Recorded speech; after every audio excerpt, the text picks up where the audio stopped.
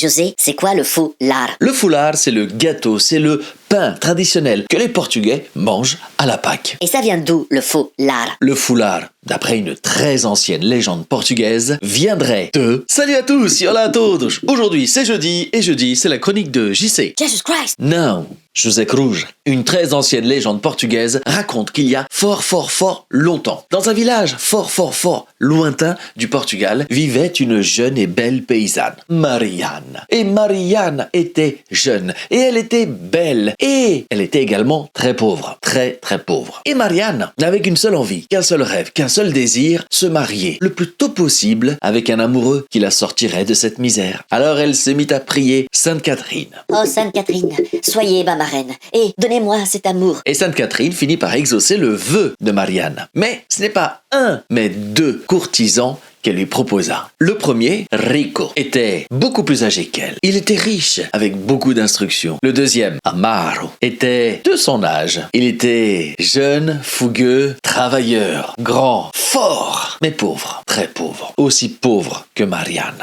Lequel choisir? Alors, Marianne, d'après la légende, retourna prier Sainte Catherine. Oh, Sainte Catherine, ma marraine, je vous en supplie, aidez-moi à choisir. Lequel choisir? Mais cela, Sainte Catherine ne pouvait pas le décider à la place de Marianne. Les jours passaient et les deux amants venaient de plus en plus souvent voir Marianne. Tant et si bien que un jour, ils se disputèrent et ils implorèrent Marianne de prendre une décision. C'est ou lui ou moi. Et la légende raconte que les deux amants, n'en pouvant plus, en vinrent aux mains et ils se mirent à se battre. L'un contre l'autre, ils frappaient de plus en plus fort. Et voyant cela, Marianne se précipita et leur dit d'arrêter. Arrêtez!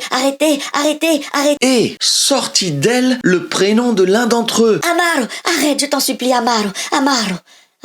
Rico les regarda et, sans dire un mot, mais le cœur serré, ruminant en lui toute sa rage, s'en retourna chez lui. Le cœur de Marianne avait parlé. Alors Marianne et Amaro décidèrent de se marier. Et pour remercier Catherine, Marianne lui offrit un bouquet de fleurs le jour des rameaux. Et ensemble ils décidèrent de célébrer leur mariage à la Pâque, le dimanche de Pâques. Mais l'esprit de Marianne n'était pas tranquille. Elle avait peur que Rico ne vienne se venger et ne perturbe le mariage. Alors dimanche matin, avant le mariage, elle se leva de bonne heure. Elle alla encore cueillir des fleurs. Et elle alla prier. Oh Sainte Catherine, ma marraine, faites que le mariage se passe bien. Et en rentrant chez elle, elle découvrit sur la table, posé sur un bouquet de fleurs, comme les fleurs qu'elle avait cueillies et offert à Sainte Catherine, un pain, un gâteau en forme de couronne, avec à l'intérieur des œufs cuits. Elle se dit: ce doit être mon amoureux, c'est certainement lui qui est venu me faire un cadeau. Alors elle courut jusqu'à la maison de son amoureux. Mais en chemin, elle le croise. Et dans ses mains, il tient lui aussi le même